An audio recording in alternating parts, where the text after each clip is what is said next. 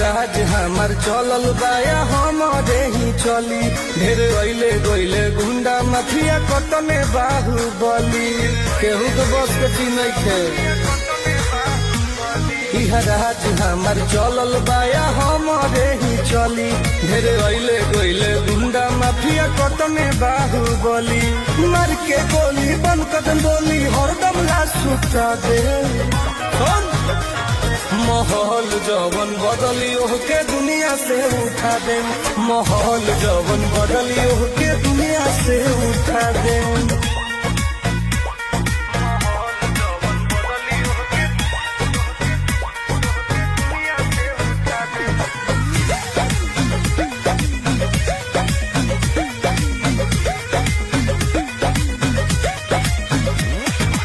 police बड़ा शासन